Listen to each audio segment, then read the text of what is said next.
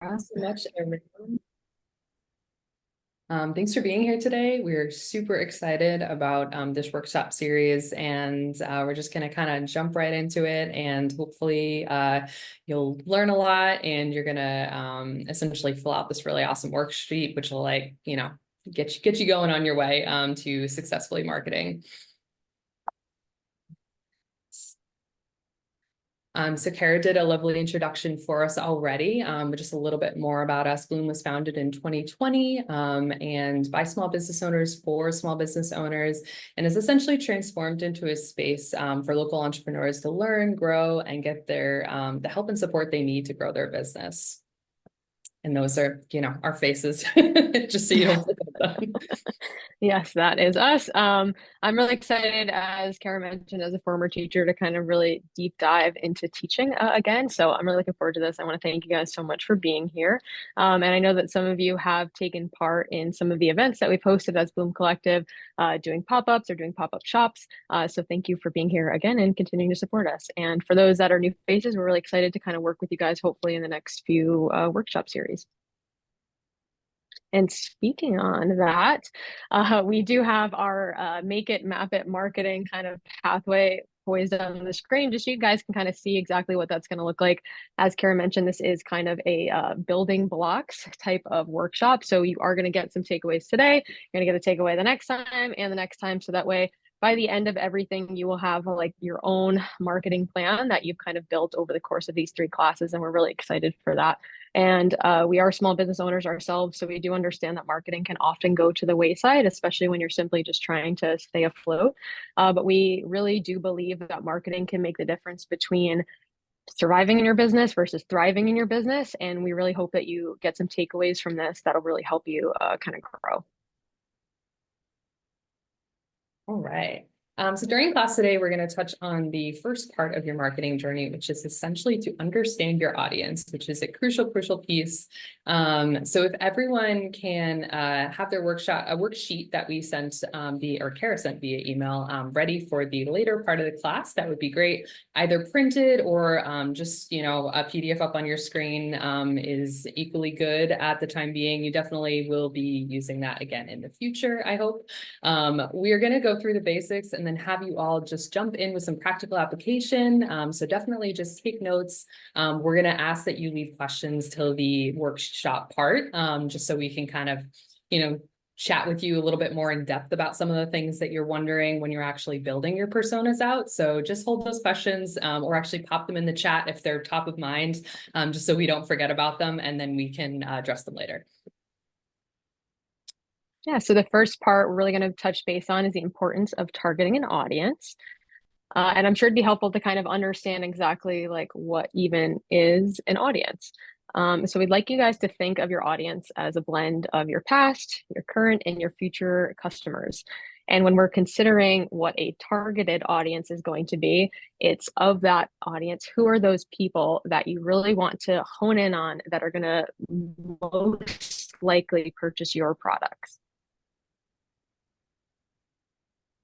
All right, so the question here is, why is this even important at all? Essentially, we need to know the who, what, where, and why of your customer. It's the basis of any good marketing strategy, essentially really identifying who that person is, understand their pain, understand, their pain points, the values, and simply what they're in the market for, what gets them going when they're out shopping, looking for something new. And, drawing those chosen people into your sales funnel in a successful and data-driven way, which is wildly more effective and more lucrative than just aiming at a target in the dark.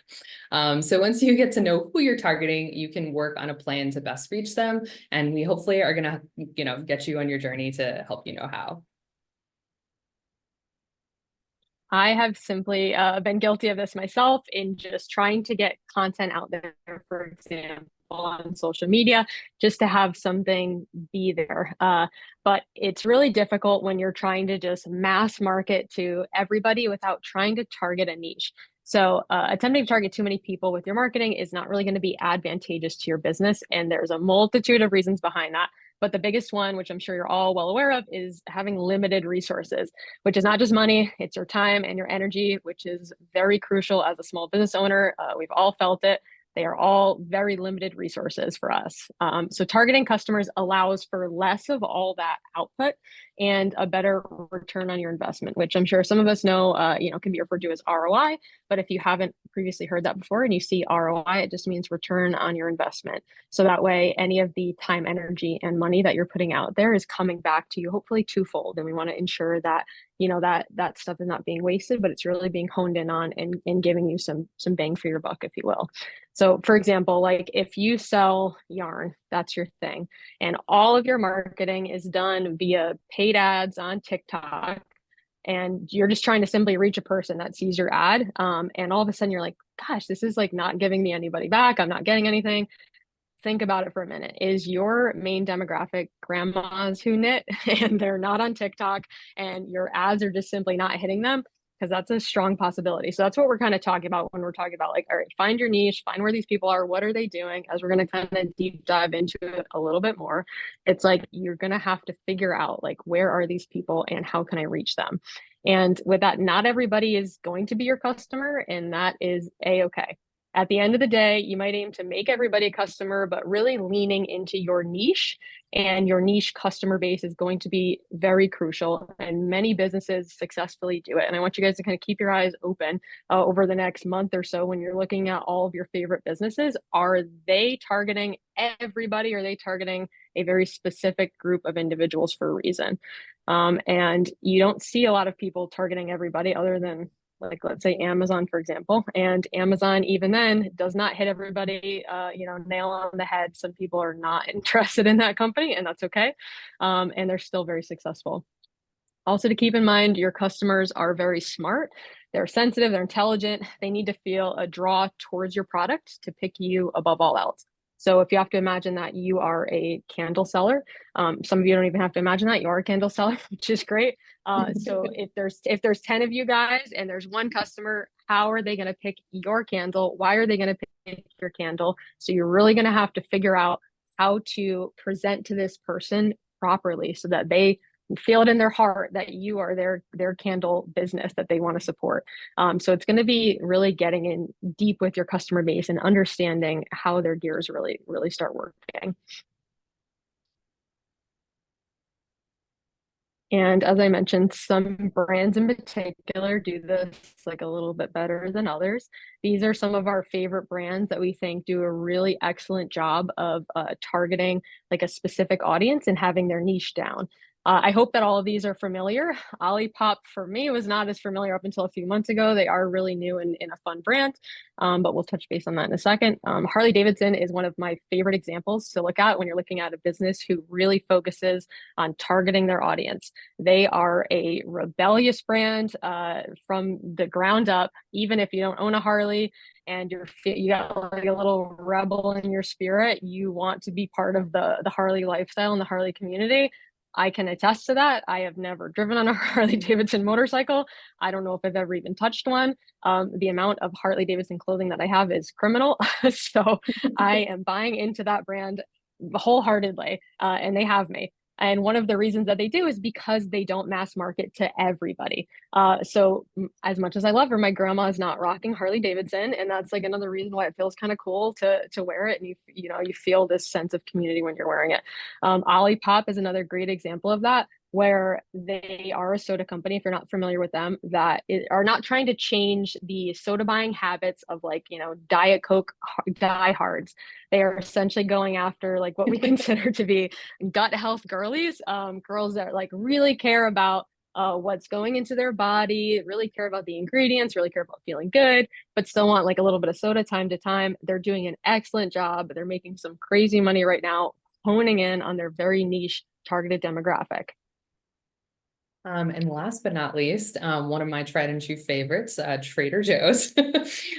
So when I personally shop at Trader Joe's, I know that they don't have everything like a big box, grocery store. But that's what makes them unique. And that kind of is essentially a draw for people like me who just like absolutely love their products, love what they're putting on their shelves, and just, want to have it.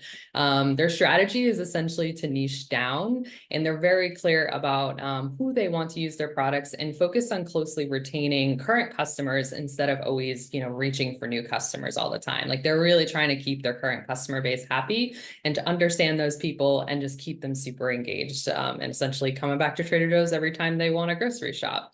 And they do this by just constantly putting out new products, having fun interiors, fun branding, competitive pricing. And yeah, they're just not trying to compete with the behemoth grocery stores and are just really, really leaning into what they do super well. And it's one of the core reasons why they're successful. All right, so next we're actually going to go into how to identify the target audience for your specific business. So essentially you need to, so these people, wherever they may be, are essentially the 20% of your customers that will make up the 80% or make up 80% of your revenue. So this is your target group. And there's some real money on the line here with understanding who they are. And I know profiling, which this is sort of a version of that, to really, figure out who this person is might feel really odd at first. But essentially you're just puzzling to find a way to reach an audience who wants to hear from you, who wants to know that you have the answer to the problem that they have. And you're essentially solving that problem for them when bringing, your service to them or your product to them and being like, here, I have the thing that you've been looking for.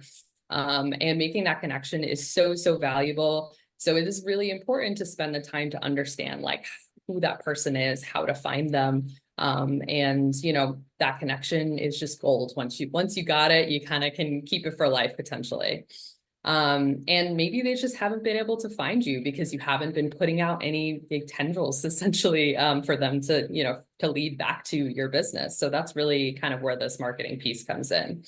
And these are the people that are essentially the most likely to buy from you, and the odds are definitely in your favor in completing the transaction. So just go for it.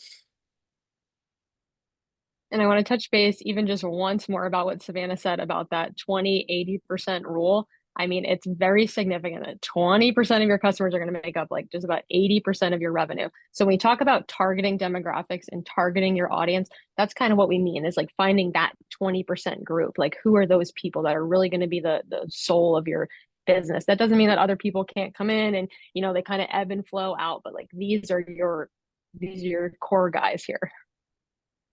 And pop to the perfect. So in terms of actually doing market research on your audience, we know that you likely don't have access to millions of dollars in market research funding like a lot of big box stores, and that is a-okay. If you do, then kudos to you and give me a call after this so we can talk. But for the rest of us, there are a lot of really excellent free resources that you can use to better understand your audience and just get a little bit of a better comprehensive picture about who these people are and how you can market to them. My number one is social media. Use those CSI, FBI, CIA skills that I know a lot of us have, and actually put them to good use. So research your competitors and your audience to better understand how you can reach them via marketing. One of those things you could do is just look at your competitors online, see what they're doing that's successful for them, what is resonating with their audience. If they have something that goes viral over and over and over and over again, why is that happening? Is that your audience as well? Is that something that you can make your own and replicate and try to work forward with? Maybe you can find something trending on TikTok in your niche and you realize that your customers are actually looking for a solution to a problem that you can actually fix. So look at your customers' profiles online. Again, I know it's like a little bit creepy to think about that you're going on, but this is any public information is public information, and it's used to better your services or your products for your customers. So look at your customers' profiles. Are they all following certain accounts? Do they buy their product on Instagram versus on TikTok versus in person at markets? What is important to these people that you see repeatedly over and over and over again? Deep dive online and consider that what you're doing is market research in those moments, and kind of just work on replacing doom scrolling with doom research. So you can get on TikTok or you can get on Instagram and not feel so bad about it. You can have kind of a purpose in going forward with your scrolling for your own business. So if anybody gives you a hard time about being on your phone, you can just be like, I'm doing market research. That's all it really is. So you also have access to your own data, which I think sometimes we take for granted. I just recently got into using my own data last year, and it's been really, really helpful in finding out a little bit more information about my customers themselves. And when I say your own data, generally I'm thinking about like your social media accounts, but also like your POS system, your website. There's so many demographic based, information groups there that you might not be actually using. So dive into those. Dive into Square, Shopify, Squarespace, Wix. And if you don't have a lot of data there, that is a-okay. You can actually try to harness the information that you need yourself. I think one of the best ways to do that is to create an email marketing list, which I know everybody always mentions, but it really is super important. And outside of just directly marketing to individuals with that email marketing list, you can find out information about your customers too. So send out polls and surveys with the intention of getting answers to questions that you really do need. What's really cool about that is that's all your information, that's all your data. You can do that as much or as little as you need to, and you can be as specific as you need to, and you can find out some really amazing information that you otherwise wouldn't have access to. In addition, if you want to base level it, use Google to your advantage. If you want to see what people are searching for in your niche and then use that information to learn more about your audience, you can always do that. And the last thing that we always recommend people to really be paying attention to and doing your own market research. And I apologize if anybody hears these like wind chimes in the background.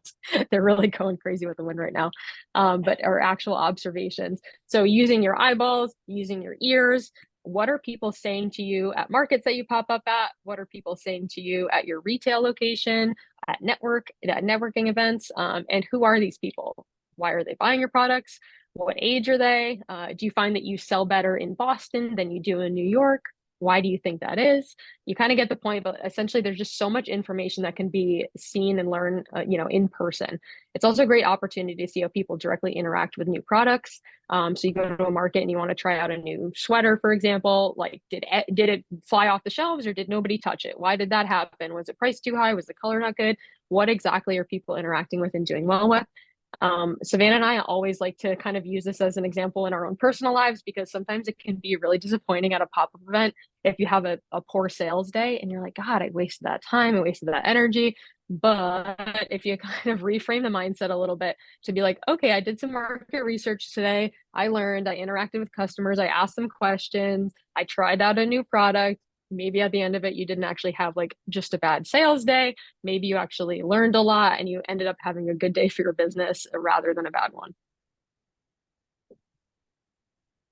Yeah, and that's a super important point. Yes. I feel like It can be very discouraging. yes, it can be very discouraging, but I can't stress it enough that, the business goes outside of that, time that you're sitting there and tabling at an event.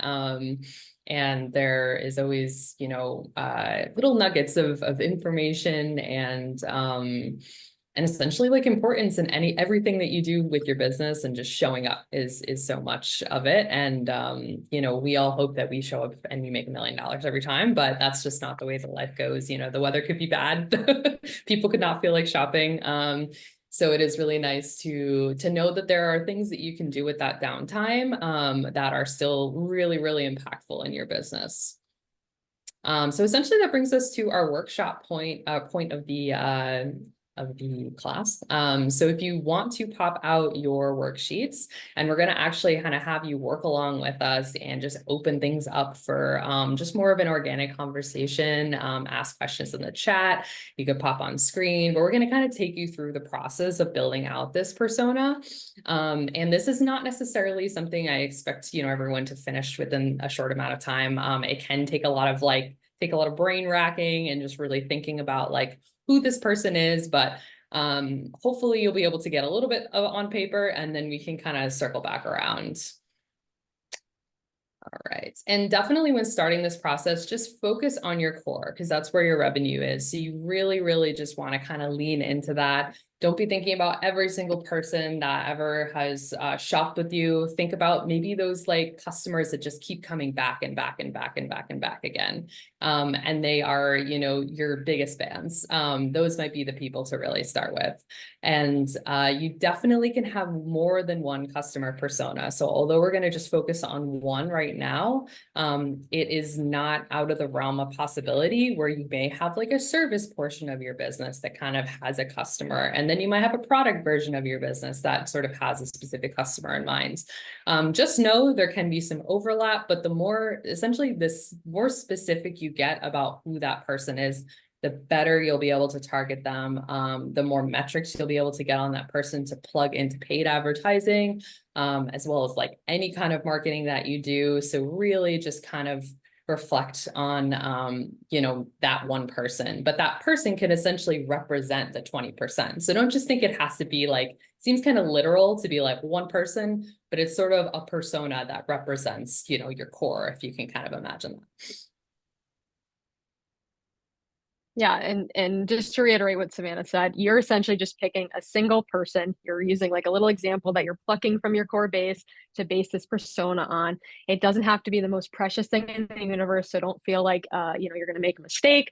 You can always start fresh. Most businesses do have a few different, you know, buyer personas or personas that they kind of reference when they're working on some of their marketing. So though we'll likely get through one of these today, you can make another one afterwards and then another one afterwards. I don't recommend having 15 buyer personas, but you can get 3 or so really strong ones that make up the base of your core. For example, we work with a really amazing clothing company in Providence, Rhode Island. One of their main demographics is local moms. The other one is like local grandmoms. And like the moms are doing their cute little mom things and they're all busy all the time. And then the grandmas dress a little bit more conservatively, and they have a little bit more money to spend. And both of those women make up a significant, you know, chunk of their business, and they're both their own different buyer persona. So pick one of those people, and we'll kind of go forward from there. So I think Kara just dropped in the chat the link or like easy access to the worksheet, so you can look at that. Like Savannah mentioned, if you want to print it out and, you know, directly write on it, that's really ideal. If you have it on your tablet, you can write on it, or if you just want to look at it and then kind of write some things down on a piece of paper, that works too. So when you're looking at the main part of the worksheet, so we'll breeze past the welcome page, you'll see kind of like a little yellow guy with just some information kind of circling around. And the next page will kind of talk about exactly what to actually put on there. But that page and then the page afterwards is kind of be where you're going to have a comprehensive look at who this individual is. And we're really going to kind of like get to know this person. We're going to name them. You can draw on them if you want. You can get as personal as you'd like. But this is going to be your buyer persona. We're going to, number one, figure out who they are from a demographic standpoint, all those like kind of easy facts that you can generally find online. We're going to also look through their eyes. We're going to start to like, you know, step into their shoes or behind their glasses and get an opportunity to know who these people are. And then we're going to really dive deep into that person to really make sure that we can resonate with them and understand their pain points and how we can kind of further navigate those. So yeah, let's get started. Do we have any questions thus far about anything that we had previously said? We're doing okay on time. We just said a lot of things, so. No questions in the chat right now, but if anyone wants to go ahead and unmute themselves, ask a question, or you can plop your questions into the chat. Yeah. And we're going to kind of pause at each stage of this so we can definitely, you know, work through it together a little bit as a group. But essentially, this slide right here is going to be referring to the second page of your worksheet. And definitely, you know, work along with us. And the way that you kind of think about this page is almost like an ID card of your target persona. And so, you know, remembering again that this persona or the one person that we're sort of defining here is essentially a reflection of a larger sample group. But you still want to be absolutely as specific as possible. And for the reason for that being is that you just kind of, you know, really want to like interject yourself into who that person truly is, like at their core, and understanding all their nuances, and you know, and that's going to make it so much easier to figure out how to reach them, where they're at, how they're communicating, and all of that good stuff. So for example, if I were to kind of write this out like a sentence, about myself. So I just wrote Savannah, who is 30, who has green eyes and brown hairs, an entrepreneur in Rhode Island, who got a bachelor's at the Rhode Island School of Design and does not go on TikTok, but is always emailing.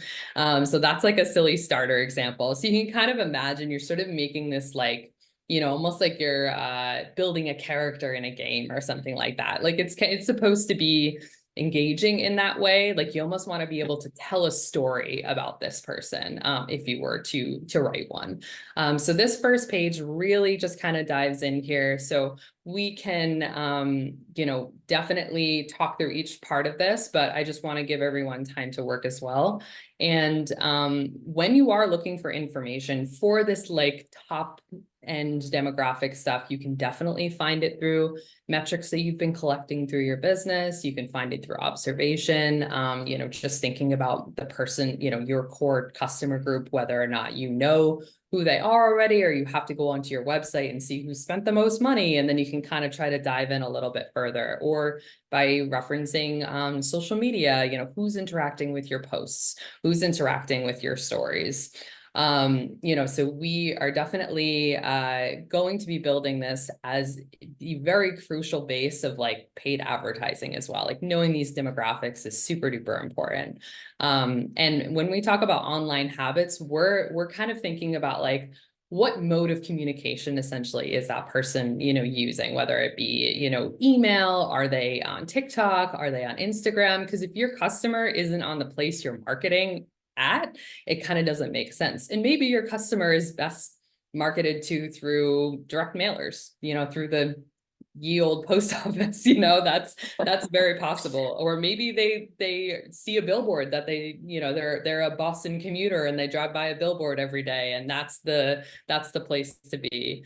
Or they're just like constantly on their email like me, and email marketing works super well. So these are just some things to consider.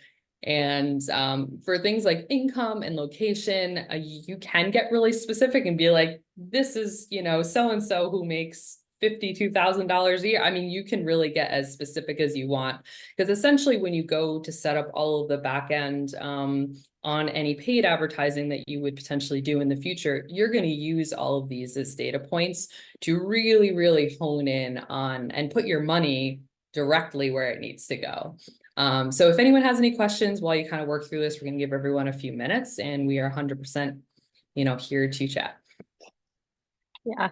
And like Savannah mentioned too, use your own data that you've previously collected at pop-up markets, things that you've kind of noticed about your customer demographic. If you find that women on Cape Cod with a lot of money are generally the people who are buying your products, then lean in on that. How much money do you think these people are making a year based on how they interact with your product, based on how much they buy when they're going to your pop-ups?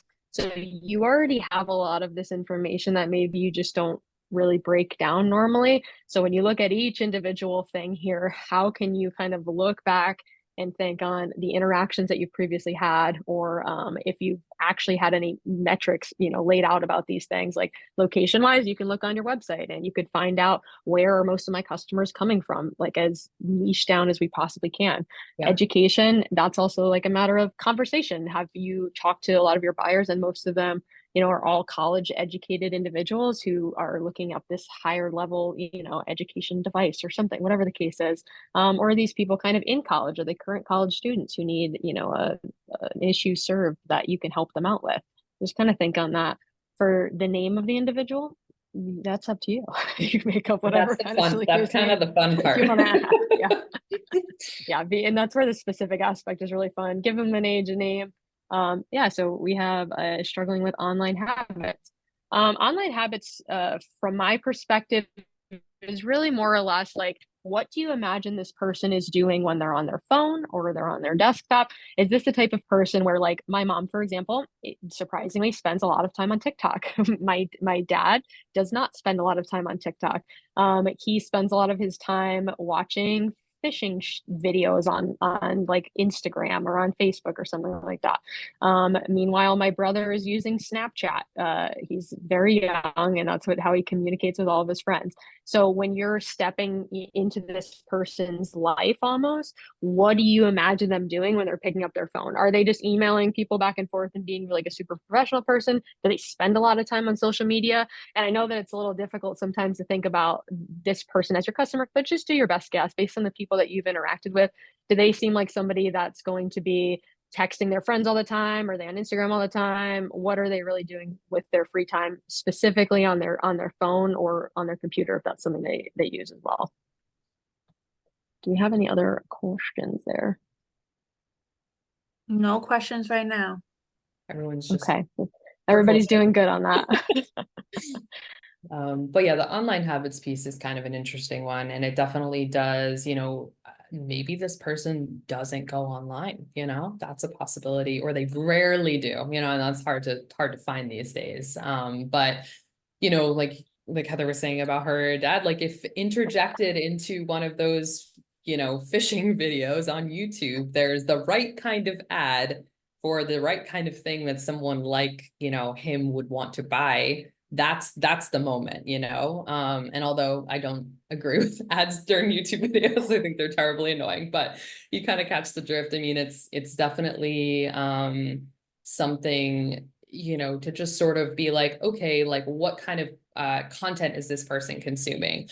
There have even been businesses who have kind of sprinkled in their marketing in places that you wouldn't expect, like that are more like user content generated type places, like Reddit, or and they're like, it's not really a place where you would expect to see advertising, but they know their customers are on there, so they're going to find a place within that platform to reach those customers. So that's just kind of a way of kind of wrapping your head around it. And also for designing ads, like if your customer is really like surfing on a PC for the most part and not really on a phone, you may want to consider, I mean, most ads will, they're going to essentially just work with whatever screen you're using, but you can also optimize ads a little bit. You can design ads for whatever platform you're going to be working with. And if you know that they're definitely going to be seeing them on a desktop, maybe you kind of push that to the next level. Or maybe they watch TV too, maybe they're just seeing a TV commercial. So there's a lot of different ways to kind of think about how that person is communicating, and also just receiving content and information as well. We do have one so- question asking if we're going over ads in this class or in the series at all. Yeah, so in the last couple in the series, we're definitely going to be deep diving onto actual like tangible marketing things that you can be doing, ads included. This just set this up for a bit of success to understand where we're going to be placing those ads, where the money can be spent, if ads are even the right thing to do online, if print marketing is the best thing for you. So it's just super important right now just to kind of go over, who the audience is, and then we'll deep dive into those kind of moving forward. But definitely we'll touch base on those in the next two. Thank you for asking. Yeah, the whole goal of I this think is essentially define a really strong like platform for you to jump off from. definitely. I think we're probably good to scooch on to the next page if we're happy with that. So that first part was really all the like fact-based information about your potential buyer. I know the online habits are something that you guys really had to kind of pull from, but essentially think about fact-wise, those are all things that you can track and get real data behind and go, okay, yeah, we can actually see how these people are spending time online. For the next page on the worksheet, we're really going to be thinking a little more theoretical, which is something that we'll get into more with marketing, where we're kind of looking through somebody's eyes or stepping into their shoes, or however you want to actually mention it. But you'll see in the glasses aspect of the worksheet that you have a little bit that says hobbies and a little bit that says values. And if you want to input some keywords for hobbies, some keywords for values that you think this person really resonates with, this imaginary person that we're kind of creating today. So this kind of gets you started thinking a little bit deeper into what this person finds really important in life. Is it their friends? Is it their family? Is it free time? Is it reading? Could be their cat. Like, we don't have any judgment. Whatever they find really important, that is a-okay. We just want to write that down in the values. And sometimes you sell products specifically geared towards pets, and you want your, main clientele base to really value the importance of their pets above all else. So we definitely want to give you guys a few minutes to kind of think on that, but really just have fun with it. Write down some values. Maybe they have a weird niche hobby. I think we all kind of have like some weird things that we like to get into. Maybe they like crocheting, maybe they like knitting. Not that I think that's weird at all. I think it's really great. I just wish I could do it. That's something that I have to get into myself. But yeah, this is like the first step into taking a look, inside of their brain, exactly what's going on there and how we can resonate with them. Any questions or thoughts thus far? These guys will be pretty easy. Is this coming somewhat naturally to most of you, or does this feel difficult? Are we allowed to ask Yeah, give me a time, or do you want us typing? yes, please. No, you can ask. Yeah, whatever's easier. Hi, I'm Jamie. I was closing the store at 6, so I was on a couple minutes late. You're okay. I'm actually not the owner, but the owner has paid for me to take these classes, which is fun. So we own a consignment store for kids in northeastern Massachusetts. And it's really fun. I'm just having a hard time like really narrowing down this niche. Because I feel like we kind of cover a lot. Like obviously it's parents typically, but we also have aunts and uncles that come in and shop, and grandparents. And so I know you're saying like, but who's our number one, right? So honing in probably more on moms, but figuring out like age group, and I'm like, education doesn't really matter. I don't know. It's like hard to really.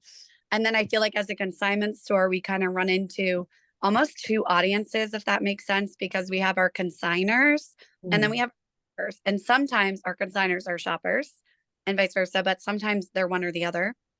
Yeah. So also kind of figuring out that piece because, yeah. Go ahead. Sorry. Yeah. No, absolutely. No, please. Thank you. I think that part of it is definitely looking at it through the perspective of who, consigners versus buyers, like who is the crux of the business, who is spending the most money there. So that's going to be something that you're going to look at where, like, let's say that it's going to be your buyers as opposed to your consigners. So if we look at your buyers and we're looking at maybe moms of the very big group of people are probably maybe a little bit more there often than not, we can maybe pick a mom, right? So if you're there pretty regularly and there's a woman in particular who you can model this after, that's a-okay too. If there's like a type of woman that comes in regularly all the time, like it could be you're literally basing it off of a single person that you see kind of regularly, just pick one, right? So it can just be Nancy, we'll say, for example, and Nancy is a lovely lady, and maybe she completed a little bit of college, but she didn't finish college, and so you put in some college education, and she's doing okay at work, but she's not killing it. She's making 60,000 or whatever the number is. You just kind of have to imagine like a little bit of a story behind this one singular person, and it doesn't have to be very precious. It doesn't have to be totally accurate, and in that all of your customers are going to have that, but you just have to kind of like use your imagination, I guess, a little bit there to kind of figure out some of those answers, if that helps a little bit. Yeah. Oh, sorry. Go ahead, Jamie. We definitely have been, I came on a little less than a year ago, and we've been like exploring more social media. And we found a lot of success in like selling on Instagram because moms are often scrolling and just kind of so like tonight I just post the new things that come in that are like higher end, like the lilies, the vineyard vines, the crew cuts, the things people are really looking for. And I know the people that are going to comment and they're going to buy them right away. So that's really cool. But because we ship, we also I feel like our clientele is kind of all over, which is great. Kind of figuring that piece out too, I guess. Yeah. And I think, and I think some of that, sorry, no, it's okay. Is that you're going to have, I'm sure we're going to say the same thing, is that you're going to have a few different customer personas. So let's say tonight you focus on Nancy, and she lives locally and she comes to the shop in person, but she also spends some time on Instagram. Maybe after this workshop, you create another buyer persona for Barbara, who lives in Denver, Colorado. And she only buys on Instagram. And that's her kind of niche. So you can create, let's say like 3, 4 or so buyer personas that kind of hit all of the big markets that you're hitting in the business as well. So it doesn't necessarily have to be a one size fits all, but we can kind of just like, Nancy and Barbara, they can do their own separate things. They can have their own family lives or whatever. And eventually when you kind of look at it, you're like, okay, well, I know that I can target Nancy and I could target Barbara in sort of a different way here and there. And that's kind of the crux of that part. Yeah. That totally makes sense. And I can think of like exactly who those people are. So that's helpful. Great. Awesome. All right. Heather, are you cool if I go on to the next slide? Yeah, I think we're okay to pop onto that. All right. Nowhere. Time is flying. I know, too. So at this point, we're essentially gonna dive deep and really step into the shoes of this person you have in mind. It's essentially like super duper helpful for frame of mind to think about the steps that you take in your own life and how you may answer these questions, but understand like essentially that you're putting yourself in the shoes of somebody else. But if you're having a hard time getting there, it might just be like, all right, how would I approach this? And then applying that to, your shopper. Essentially, don't forget that even though you may be a user of your own product or your target customer may be someone who's just nothing like you at all, which is, kind of an interesting point to make. This is essentially an opportunity to connect with this person on a deeper level, understand their pain points, and find a way to solve them in a meaningful way. This is a huge, huge, huge value proposition for your business to really, really like hit this on nail on the head. Essentially, you can build out sort of that like values piece of your business even more so if you do understand like what this person is looking for, and it's kind of a call and response. So if you understand your customer, you can make sure that your values align with your customer. And once you figured it out, you should shout it from the rooftops and also put it in all your advertising. So it's really important to identify, and we're going to let you sit with this for a moment. We don't have too much more time, but I definitely want to make sure that everyone gets a chance to think on some of these for a hot second. Yeah, and if we have any particular questions, please let us know. I think that question with Jamie probably helped out a lot of people kind of framing the mindset a little bit here too.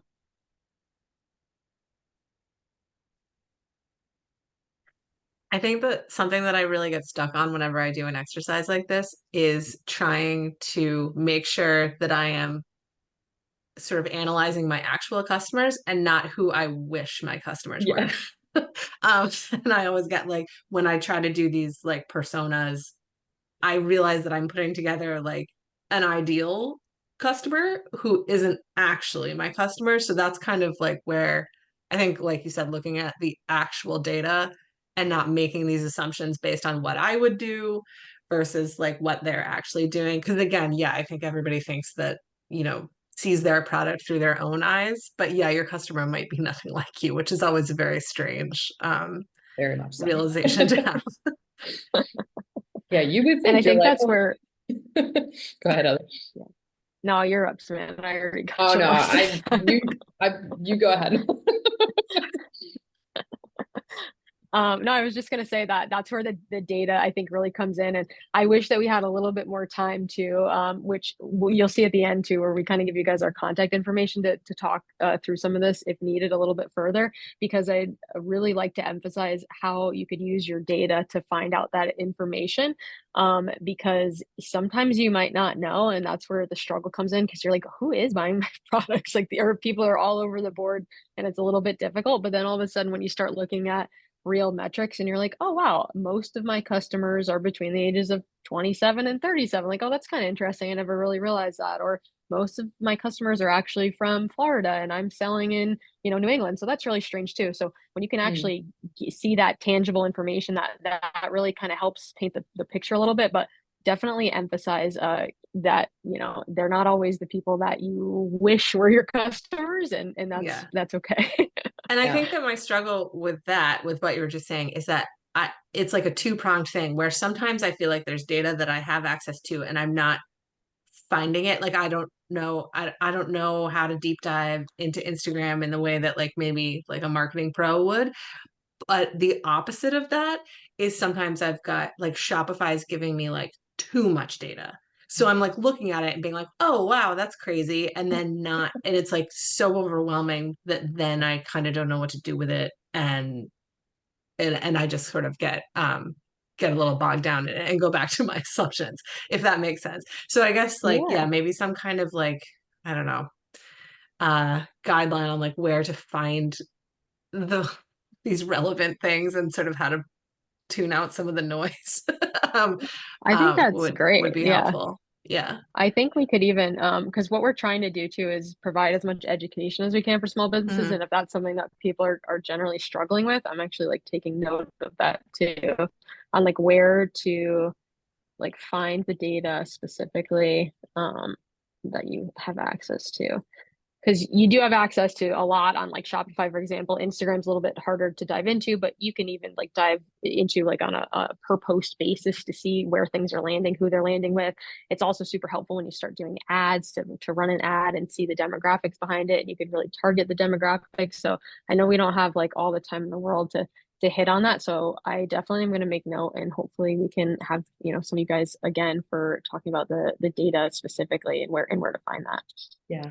And we'll definitely include, you know, nuggets of that information as we Yeah. kind of move this process further towards the, you know, the final workshop. And one more thing I was just going to say about this before I have to move on is the kind of realizing like, oh, I'm selling in New England, but my customers are all coming from Florida. It's like something that's almost happening organically. And then so there's like a thread there. And so you're essentially figuring out, you're using this sort of organic thing that's already happening kind of naturally, and then really figuring out how to like, you know, make it a stronghold in your business and really essentially capitalize on that opportunity that's already presented to you, and understanding, you know, why that's happening is super duper key.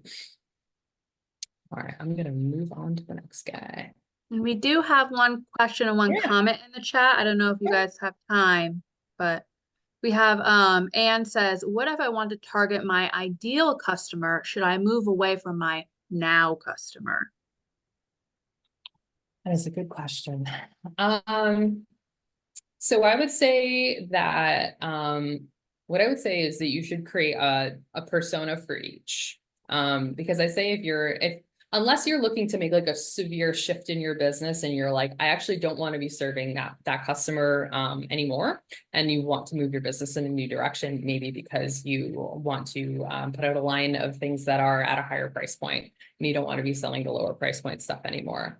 Or you really want to shift into services when you've been in product and, you know, it's just kind of a needed business change. So I would say that you can try to imagine your ideal customer. You just don't have as much like metrics to back up that information. So it might be a little bit of guess and check essentially for a little while. But there is a lot of places that you can go to try to understand who that person is, like your Google search and like a lot of like online resources that you can start to gather that information and, you know, put that, you know, persona together for someone you may not know yet necessarily. And then also it looks like we had a comment from Chanda about customers changing seasonally.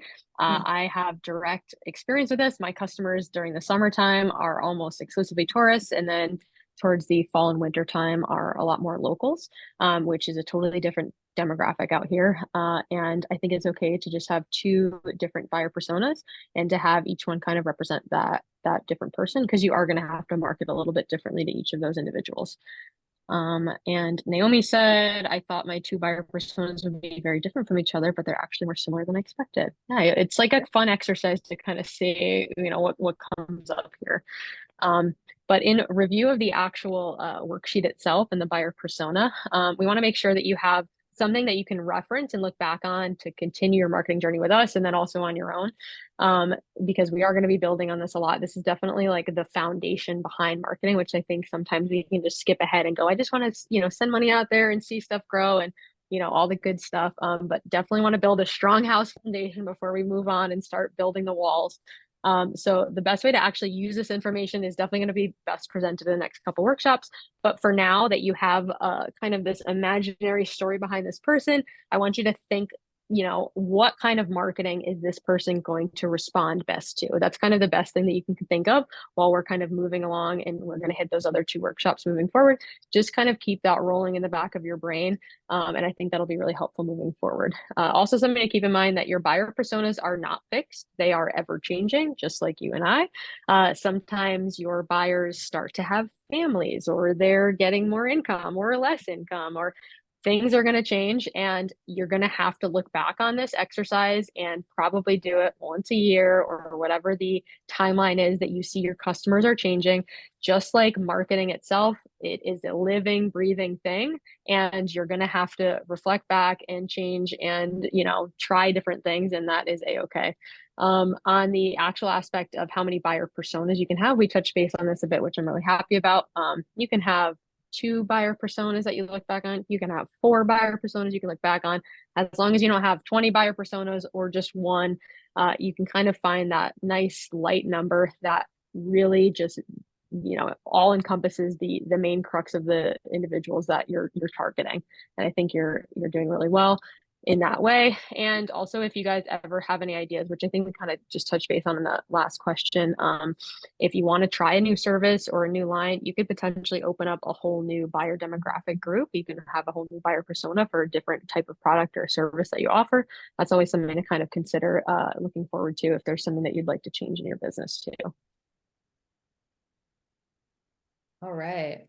And this is a piece that I definitely won't spend too much time on, but is in your worksheet, or your worksheets, yes, that is on page 4.